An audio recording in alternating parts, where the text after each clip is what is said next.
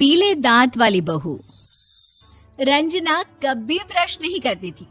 उसे कितनी बार उसके माँ बाप ने डांटा, लेकिन उसका कोई असर उस पर होता ही नहीं था, जिस कारण से उसके दांत पीले पीले हो जाते हैं। शादी के बाद। अरे बहू, वैसे तो तुझ में कोई कमी नहीं है, पर तेरे दांत इतने पीले कैसे हैं बेटा? कैसे मतलब? कोई सर्जरी थोड़ी ना कराई है। वो तो क्या नाम, मैं ब्रश नहीं करती थी तो पीले हो गए। अब क्या करूं? आप कहे तो लाल करवा लूं या फिर काले? यार ये क्या है, क्यों माँ से लड़ रही हो? लड़ रही हूँ? अरे मैं लड़ रही हूँ या ये बोल रही है कि दांत पीले हैं, पीले। अरे तपस्या थोड़ी ना की है इन्हें पीले करने के लिए। बकायदा ब्रश नहीं किया है 20 साल तक, तब जाकर। छी, कैसी बात कर रही हो? ये उस वक्त तो पीले नहीं थे जब हम लोग तुम्हें देखने आए थे। अरे तब साफ करवा लिया होगा डेंटिस्ट के पास जाकर। अब देखो कैसे पीले पीले लग रहे हैं। रंजना सास की तरफ गुस्से से देखती है। फिर शुरू हो गई पीले पीले पीले। अरे पीले तो तब भी थे जब मेरे हाथ का रसगुल्ला उड़ा उड़ा कर खा रही थी और बोल रही थी, लड़की नहीं गुणों का खजाना दे रहे भाई साहब आप। खैर, अब वो लोग करते भी तो क्या करते, पीले दांत वाली बहू पल्ले पड़ी थी तो झेलना तो था ही। एक दिन कीर्तन में रंजना गाना गा रही थी। अरे कमला बहन, माँ का द्वार है, यहाँ तो सब शुद्ध होकर आते हैं, फिर अपनी बहू को ब्रश भी नहीं करवाती तुम। दूर से पीले पीले दांत भक्ति में बाधा उत्पन्न कर रहे हैं। अरे कोई 2 साल के बच्चे थोड़ी ना लेकर आई हूँ मैं बहू बनाकर। अच्छी खासी लड़की है, अरे कैसे करवाऊं ब्रश? ये तो उसे खुद करना चाहिए ना। अब माँ बाप तो इसके जैसे तैसे निपटा दिए, ये नहीं सोचा कि सास कैसे संभालेगी। सास बहू को लेकर घर आ जाती है, लेकिन सोच लेती है कि अब इसे लेकर कहीं नहीं जाएगी। अगले रोज बहू कहती है, अरे क्या हो गया, मंदिर नहीं जाना क्या? कीर्तन का वक्त हो रहा है। मेरी मधुर वाणी से कान्हा जी जागते हैं और सोते हैं। आप तो जानती है ना उनकी भक्ति में कितना मन लगता है मेरा। वो क्या है ना, तबीयत ठीक नहीं लग रही है मेरी, आराम करूंगी मैं। तबीयत ठीक नहीं लग रही? अभी तो मिथुन के गाने पर नाच रही थी आप, और अब बोल रही है कि तबीयत ठीक नहीं लग रही। अरे भक्ति में मन लगा लो सासू माँ, ऊपर जाना है, क्या मुंह दिखाओगी आप? हाँ? सास को बहू की बात पर गुस्सा आ जाता है। मैं क्या मुंह दिखाऊंगी, इसकी चिंता तो ना कर, समझी? अपने मुंह की चिंता कर, जो ये पीले पीले दांत लेकर हर जगह पहुंच जाती है। पता है लोग कितना मजाक बनाते हैं। ना जी ना, मैं नहीं जाना कहीं तेरे साथ। तो ये बात है। कोई ना, मत जाओ, मैं अपने कमरे में ही बैठकर भक्ति कर लूंगी। ऊपर वाला दांत थोड़ी ना देखता है, मन देखता है, भावना देखता है। और अरे बस बस, तू सब कुछ दिखा, बस ये सफेद चमकदार दांत ना दिखाना किसी को, है? जा यहाँ से। बहू को सास की बात का कोई फर्क नहीं पड़ता, वो तो जैसी थी वैसी ही रह जाती है। सुबह नहाकर किचन में खाना बनाना, फिर खाना खाना, कीर्तन भजन करना और सो जाना।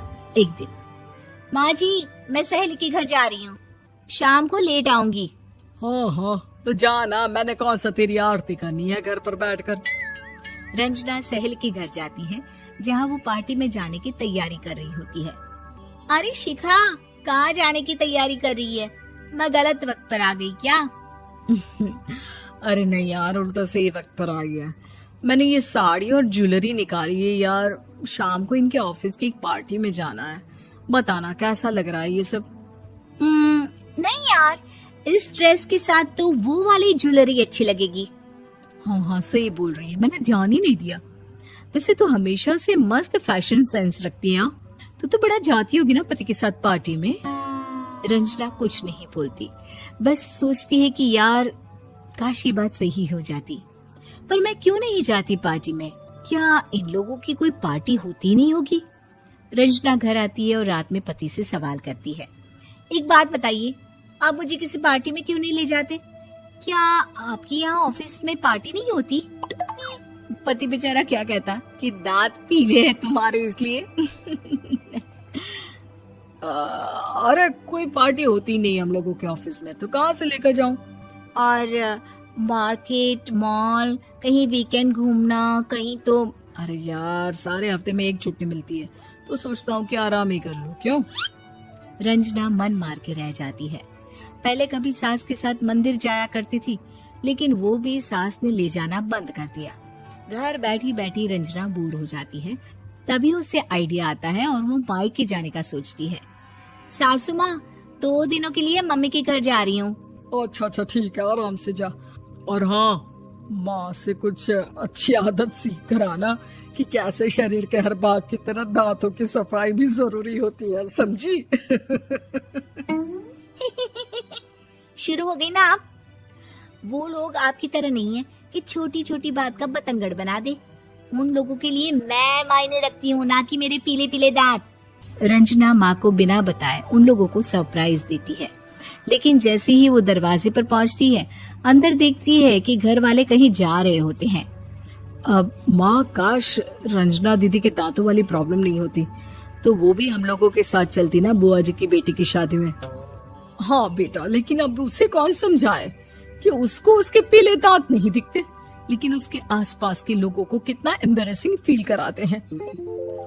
मुझे तो कितनी बार उसके स्कूल की टीचर ने शिकायत की कि उसके साथ कोई लड़की बैठना भी नहीं चाहती, और ना ही कॉलेज में कोई उससे बात करना चाहता था।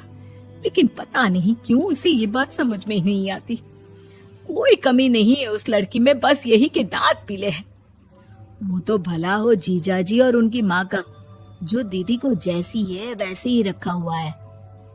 रंजना को अपने घर वालों की बात सुनकर बहुत दुख होता है। वो सोचती है कि वो क्या करे, लेकिन फिर वो सीधा डेंटिस्ट के पास जाती है, अपने दांत चमकाती है और कसम खाती है कि वो रोज ब्रश करेगी। अरे क्या हो गया? तुम तो 2 दिनों के लिए गई थी ना, पर कोई ना, अच्छा है, चलो आ गई तो। रंजना सास के सामने आकर खड़ी हो जाती है और पूरी स्माइल करती है, उसके चमकदार दांतों को दिखाती हुई। है? चले मंदिर। माँ, मुझे माफ कर दीजिए, मैंने आप लोगों को बहुत एम्बैरेसिंग फील करवाया। मैं आज से रोज ब्रश करूंगी।